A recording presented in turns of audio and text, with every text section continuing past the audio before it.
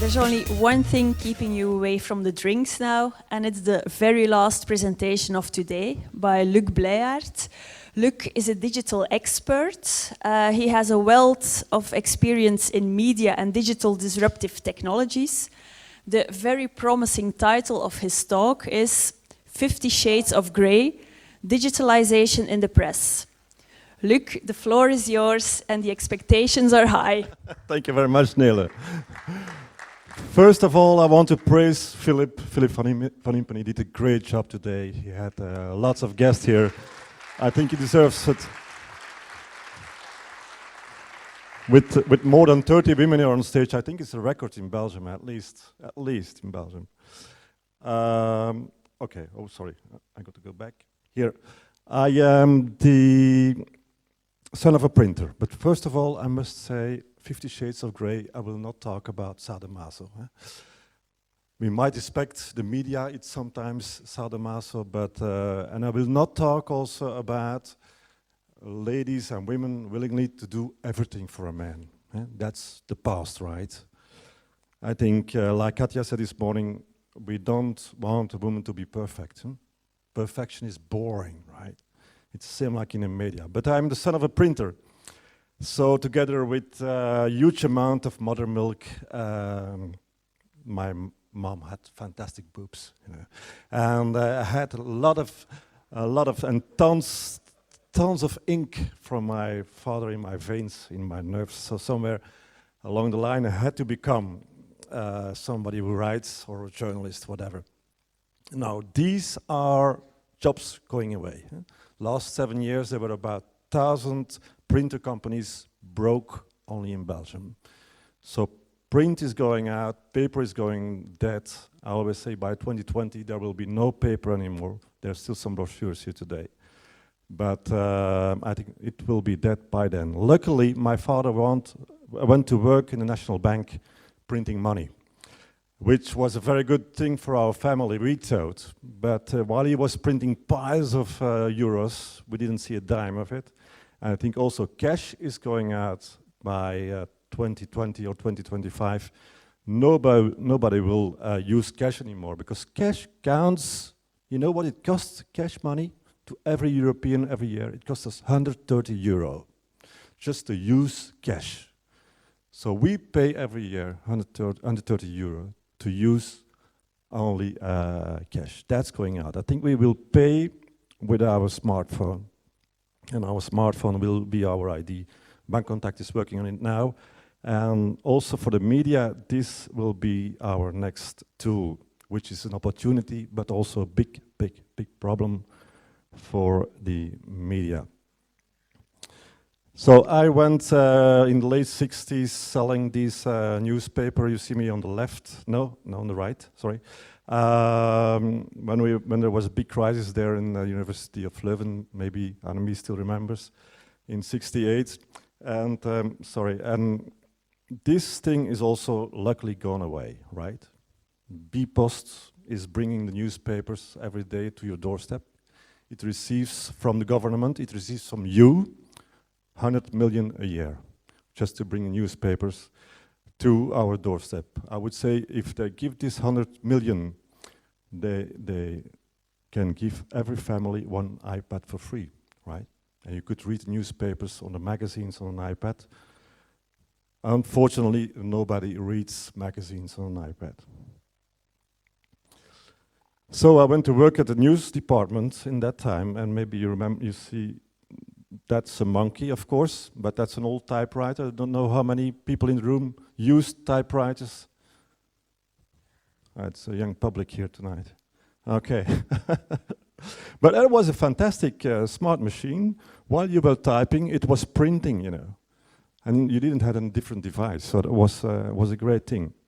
Now, while I was typing for the last news, it was the most popular newspaper, still is. The print went down to the basement and there was another guy typing again the same text to get it on newspaper next day. This is silly, but it's still happening today because journalists are just typing over articles from other sources, from newspapers, and they're just copy-pasting. I always call them click prostitutes, you know. They just are copy-pasting, and that's the death of journalism and the media. 70% of the journalists are just copying. They never make a call, they never go out to see other people. They never come here to the Data Innovation Summit. They should. And that's why I think somebody called it today the trust index. Journalists on the trust index are ranked on place 17. We are below lawyers. We are below bankers. We are below unions. We are just above politicians and marketeers. You know? It's terrible. There is no difference anymore and no trust anymore in journalists. Last week, Financial Times did a test, and there was a journalist who was asked to write an article for 400 words about financial figures. And it was also asked to a robot, just to see who had the best text, you know.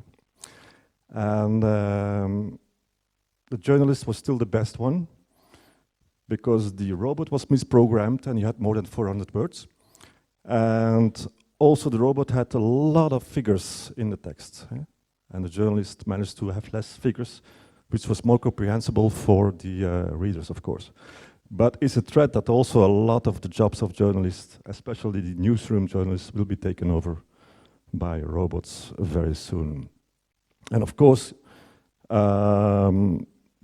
if we talk about the media, we can almost talk about Jurassic Park.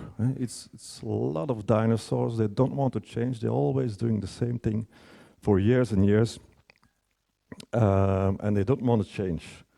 So what we see, there is a special website. It's called Newspaper Death Watch, where you can follow every day how many newspapers are broke. You know.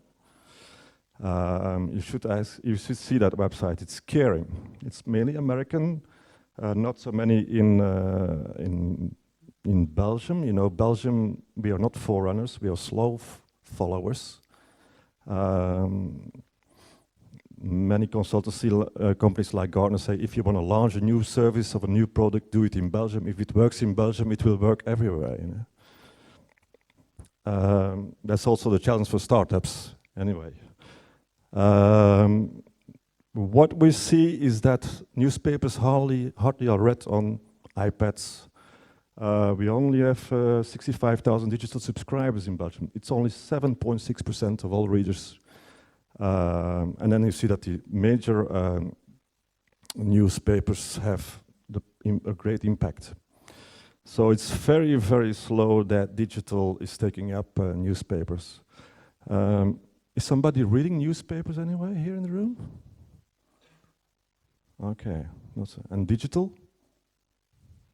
Oh, a lot of digital, yeah. Wrong public probably. But so there's a big issue there. And also a lot of magazines are going out, of course, like Pay Magazine not so long ago. And on tablet, it's even worse. In Belgium alone, we have 2,000, a bit more than 2,000 digital subscribers. It's 0.02% of all readers. It's amazingly, but weeklies and magazines don't work on iPads. And the more, that's also all the shops, the newspaper shops are going out. 4 or 5 every week are going bankrupt in Belgium. And it's mainly because people don't go anymore to the shop for cigarettes. They don't smoke anymore. And they don't go to the shop for the lottery, because it's more and more online. So you do it on a digital way. More and more of the traffic is going mobile. What's said, via the smartphone. People are going to their things, so the desktop is going dead anyway. And we did some tests, with data news. We got some figures I want to share with you. We send every day a newsletter around about midday. And when we see that if people receive the newsletter, the email, on their desktop, they read it about 2.5 minutes. They stay on the website. They read about 3 articles on the website. If they receive it on the iPad, they stay 1.5 minutes on the website. If they receive it on the smartphone, they stay just 45 seconds. So they read an article and they're gone. So the attention span is, it was told also this morning, I guess 45 seconds.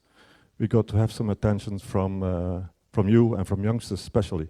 So it's amazingly and crazy.